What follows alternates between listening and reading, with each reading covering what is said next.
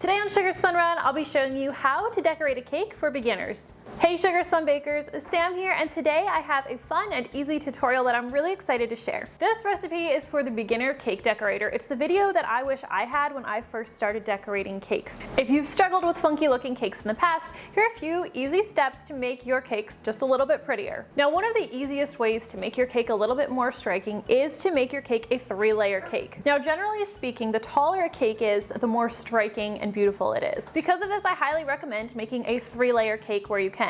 Look for cakes that are already 3 layers or just increase the recipe by 50%. Make sure you do your math right and make 3 layers that way. This is not a must, and all of the tips that I'm sharing today will also work with a 2-layer cake. This is just one easy way to literally elevate your cake decorating. So now we have our 3 layers, or even if you just have 2, that's fine. But what do we do with them? Well, first you want to make sure that your cakes have cooled completely before you begin handling them. Once they have cooled, we are going to level them. Most cakes, even if they seem they're pretty flat, they usually have a dome. This dome can get pretty ugly pretty fast when you start stacking your layers. It can make the cake unsteady, it can make it lopsided, and it can give it a really awkward shape at the top. This can definitely be done with a knife. You would want to use a serrated knife, a bread knife is a good choice, and you would just hold the knife steady and cut the layers. So that's great if you have a steady hand and have a good eye for what actually is level. I don't, so I don't mess around with that anymore. I got myself an inexpensive cake leveler. This thing is like $7 on Amazon. I'll make sure to link to it. And you just set it to the height of your cake. And you want to set it to a point so that when you take it across the cake, the whole cake is going to end up level. This is just a bit too high because you can see it's not striking the cake right at the edge, and I want it to do that. Take it down one more notch.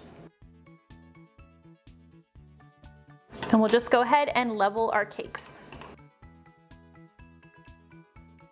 Top comes off nice and easy. Also, this is the best part of the cake for snacking if you want to snack on it later. Not that I do that. We'll do this to all of our cakes. And another positive of doing this is when you go to cut into your cake, all of the layers in that cake are going to be nice and uniform.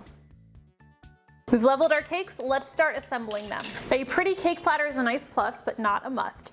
To help the cake stay in place, I like to take a small dab of my frosting, just put it right in the center of the cake plate or board that I'm using. Doesn't have to be much, just enough to keep the cake in place and keep it from sliding. We'll go ahead and place our first layer right in the center there. Now, before we go any further, since we're making a layer cake, I recommend using a slightly more sturdy frosting. Don't use something super slippery or prone to melting. Like the frosting that I use on my lemon cake is a little bit softer and it can be harder for a beginner to use. I recommend something like my American buttercream, my cream cheese frosting, or even my Swiss meringue buttercream. They're sturdy, they will hold multiple layers, and they're great for piping, which we'll talk about in a bit. Now, another note about the icing. I always make more than I actually think I'm going to need. I used to constantly struggle with not having enough icing to totally cover the cake. I'd get crumbs everywhere, it just wasn't super pretty. So to avoid that, we're going to try to make a little extra. For a 2-layer cake, I generally like to have 5 cups of icing. That's gonna give me enough to decorate the cake, generously frost it, and put a piping border around the top. For a 3-layer cake, I like to have 6 cups of frosting. If you make my Swiss meringue buttercream, that makes 6 cups of frosting, so you'll be all set. So we're going to take some of that icing and do a nice thick layer on our first layer of cake. I'm using my spatula, but I like to dollop a fair bit on the center and then gently spread it out towards the edges. Just add more as you need to. And I want to note that I did have a pretty big pile of icing there to begin with. I don't want to be scraping the cake and working any crumbs into that middle layer. I want it to be pristine. So just push this all the way to the edge. We're going to make it nice and level. And this is another place that having extra frosting comes in handy. And then we can add our next layer and just repeat those steps. Always make sure you line up your cake edges. And this looks pretty good, but if it doesn't look level, you can usually gently press whichever side seems a little bit more raised, and it'll just squeeze out any excess. But this looks pretty good.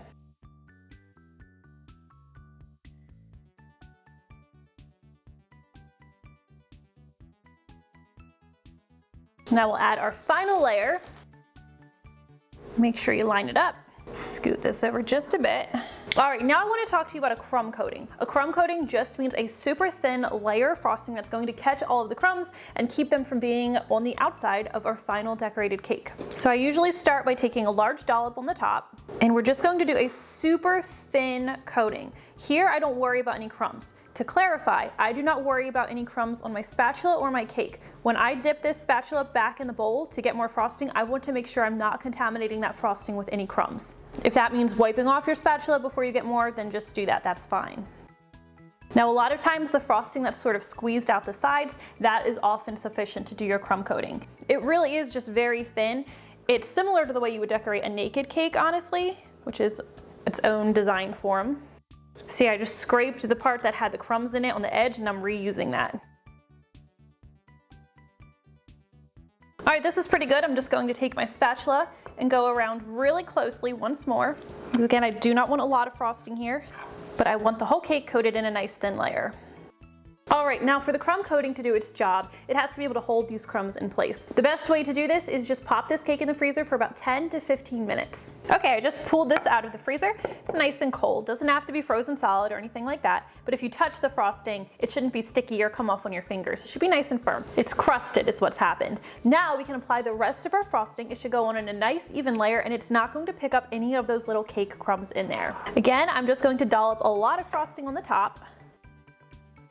Smooth it over the surface, and I'll just push it over the edge and decorate the sides. Like a nice smooth surface on top. Changed my mind, I wanted it swirled. And then you want a spatula that's taller than your cake because it makes it easy to just go around and get a nice smooth layer.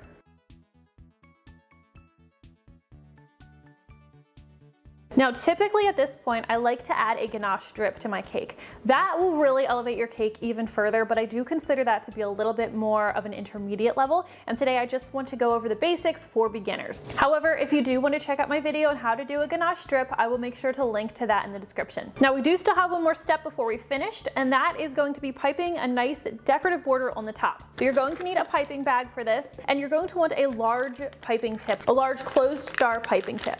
My favorites are the Ateco 848, the Ateco 846, or the Wilton 2D. 2D is smallest, 848 is the largest. Today I am using the one that's right in the middle, the 846. I do have an Amazon shop of all my favorite cake decorating tools. I will make sure to link to that as well. Now, the easiest way to get your frosting in a piping bag, if you're by yourself and don't have spare hands, just grab yourself a large cup, fold your tip up, drop your bag right in there, fold it over the edges, just drop our icing in here. And again, I did make extra icing so that I could do this.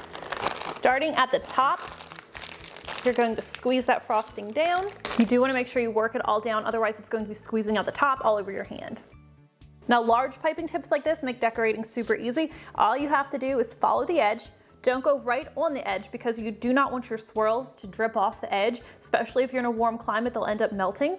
So we're going to keep our swirl, I don't want to say entirely on the cake, but 90% on the cake at least. Just pipe straight down, and we're just gonna go in tight circles, and you can go around as many times as you want. I guess I should say so long as you have enough frosting to allow you to do this. You can see this is very simple, just piping straight down, tight little circles to make a nice swirl. Usually the last one, it seems like it's not gonna fit. I can usually squeeze it in there. Those of you who have been following my videos for a while will not be surprised, probably saw this tip coming, but my final tip is to add sprinkles. Just a little bit of color tastefully added can really make your cake look extra beautiful. I just like to sprinkle a little bit on top of each swirl.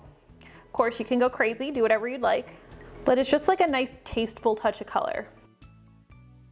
Now, there are so many places you can go from here. There are so many other decorating techniques out there, but today I just wanted to cover the basics, and I think we did a pretty good job of that. I'm very happy with how this cake looks, and I hope that these tips were helpful to you. If you've been struggling with your cakes, I've absolutely been there, and just remember, the most important thing about a cake is not how it looks, it's how it tastes. I hope you guys enjoyed today's tutorial. If these tips were helpful to you, please leave me a comment and let me know. I always love hearing from you guys. Thank you so much for watching, and I'll see you next time.